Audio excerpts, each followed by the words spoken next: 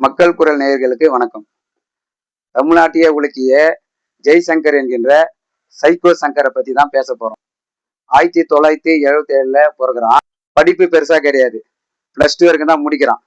அதுக்கப்புறம் ஒரு தனியார் பஸ் டிராவல்ஸ்ல பஸ் கிளீனரா வேலைக்கு போறான். காலப்போக்கில் ஒரு லாரி டிரைவர் ஆகிறான்.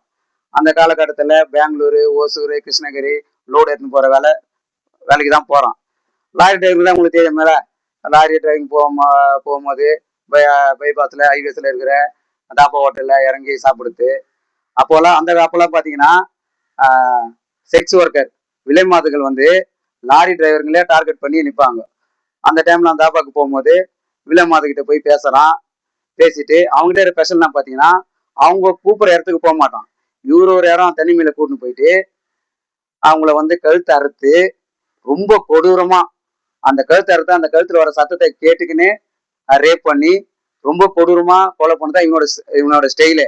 அது மட்டும் இல்லாம எப்பவுமே ஒரு கருப்பு கலர் ஜோனா பேக் வச்சிருப்பான். அந்த பேக்ல பாத்தீங்கன்னா ஒரு கத்தியோ சின்ன ஒரு கோடாலி மாரி ஒரு ஆயுதமோ எப்பவுமே அவங்ககிட்ட இருக்கும். இது போல அவன் எந்தெந்த ஊருக்கெல்லாம் போறானோ லாரியில அங்கங்க விலை மாதங்களே டார்கெட் பண்றான். அங்கங்க கொலை பண்ணி ரேப் பண்ணி சாவடிக்கிறான்.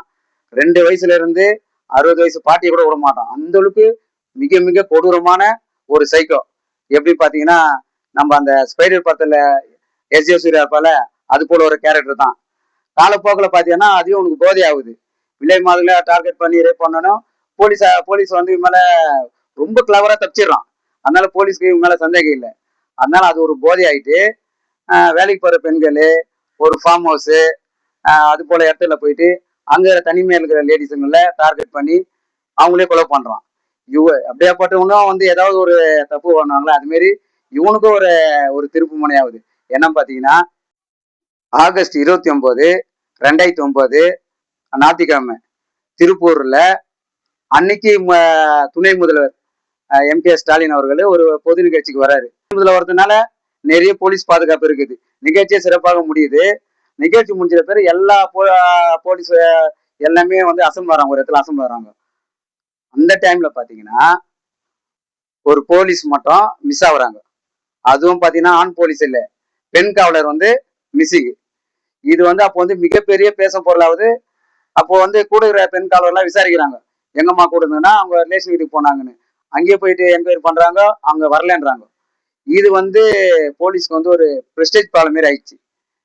ஏன்னா பப்ளிக் கிட்ட வந்து ஒரு இது இருக்காது, போலீஸே வந்து காணாம போறாங்களேன்ட்டு ஒரு பெரிய இஷ்யூவா போகுது. நிறைய இன்வெஸ்டிகேஷன் பண்றாங்க. 1 மாசம் தேடுறாங்க.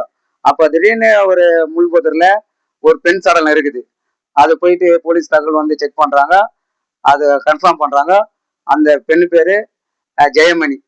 காங்கனூர் போலீஸ் ஸ்டேஷன்ல கான்ஸ்டபிளா ஒர்க் பண்றாங்க. வயசு 39. அவங்க டியூட்டி முடிச்சுட்டு தனியா போகும்போது அவங்கள பின்னாடியே ஃபாலோ பண்ணி போயிட்டு ரேப் பண்ணி கொலை பண்ணியிருக்கான். இதை கண்டுபிடிச்சு போலீஸ் அவனை நிறைய என்கொயரி பண்ணி அவனை வந்து ஜெயில போடும்போது தான் அதுக்கப்புறம் தான் பெரிய ட்விஸ்டே வருது. பெங்களூரு, ஓசூர், சேலம் பக்கத்துல இருக்கிற எல்லா போலீஸ் ஸ்டேஷன்ல இருந்து போலீஸ் வராங்க. இதே பேட்டர்ல வந்து எங்க ஊர்ல கொலை நடந்துக்குது, அவனை என்கொயரி பண்ணும்போது இவன் தான்ட்டு அது கன்ஃபார்ம் ஆகுது.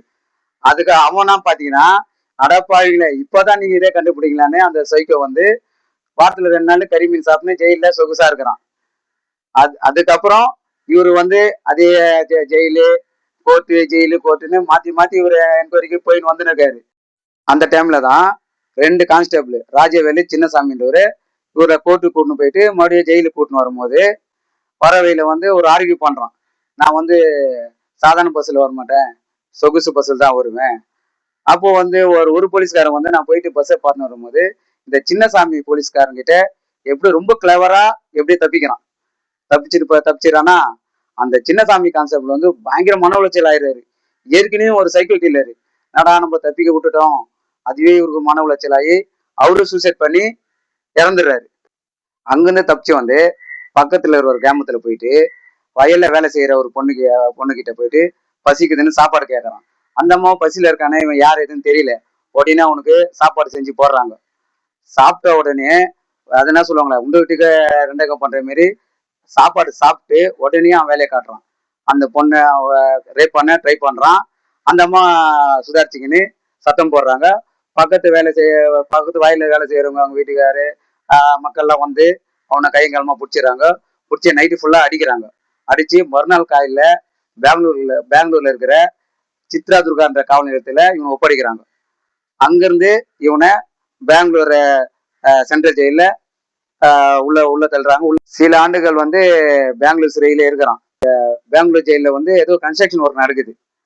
அதுல வந்து ஒரு 15 அடி உயரத்துல ஒரு மூங்கில்ல கொம்பு ஒரு ஏணி ஏதோ ஒண்ணு எடுத்துட்டு இருக்கிறான். எடுத்துட்டு குறிப்பா என்னன்னா போலீஸ் ட்ரெஸ்ஸோட தான் அவன் தப்பிச்சிருக்கான். அதை நான் சொல்றேன் இப்போ.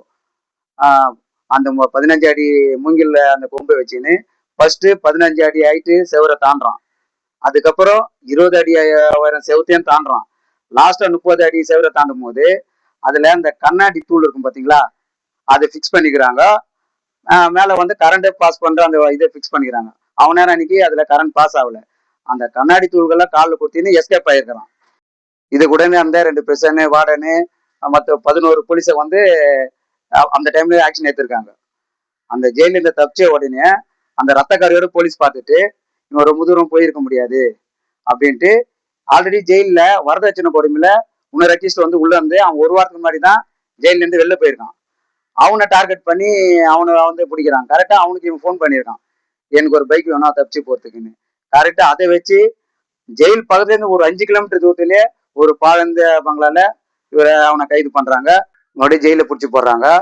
அவருக்கு வந்து இந்த வாட்டி வந்து பனிஷ்மெண்ட் ஜெயில் கொடுக்குறாங்க. எப்படின்னா ஃபுல் பாதுகாப்பு, 24 ஹவர்ஸ் சிசிடிவி கேமரா, எப்பவுமே வந்து 2-3 காவலர்கள் வந்து அவரை வந்து கண்காணிக்கணும். இது போல ஒரு இது போட்டாங்க.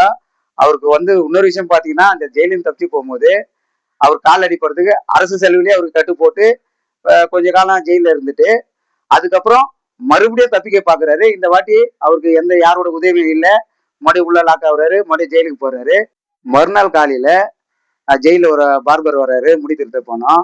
அவர்கிட்ட சாமர்த்தியமா பேசி அவருக்கு தெரியாம ஒரு சின்ன பிளேடை திருட்டான். மறுநாள் காலையில வார்டன் வந்து ஜெயில செக் பண்றாங்க. அவன் கழுத்தை அறுத்து ரத்த வெள்ளத்தோட வாங்கியிருக்கான். அவனுக்கு கூட்டின்னு போயிட்டு ஹாஸ்பிட்டல்ல செக் பண்றாங்க. ஹாஸ்பிட்டல்ல செக் பண்ண மருத்துவர் வந்து அவன் ஆல்ரெடி இறந்துட்டான்ற தகவலை சொல்றாங்க. அந்த டைம்ல பாத்தீங்கன்னா நம்மளுக்கு இப்போ அது கேட்கும் போதே ஒரு மகிழ்ச்சியான விஷயம். இது போல ஒரு சைக்கோ கில்லரை வந்து நம்ம வந்து வெளிநாட்டுல தான் பார்த்திருப்போம். தமிழ்நாட்டிலேயே இப்படி ஒரு சைக்கோ கில்லரை வந்து நீங்க ஏதாவது கேள்விப்பட்டீங்களா, இல்ல வேற ஏதாவது சம்மந்தப்பட்ட விஷயம் நம்ம பேசணுமான்னு கமெண்ட் பாக்ஸ்ல கமெண்ட் பண்ணுங்க, லைக் பண்ணுங்க, ஷேர் பண்ணுங்க, மறக்காமல் சப்ஸ்கிரைப் பண்ணுங்க. இது மக்கள் குரல், மக்களின் குரல், உங்கள் வினோத்.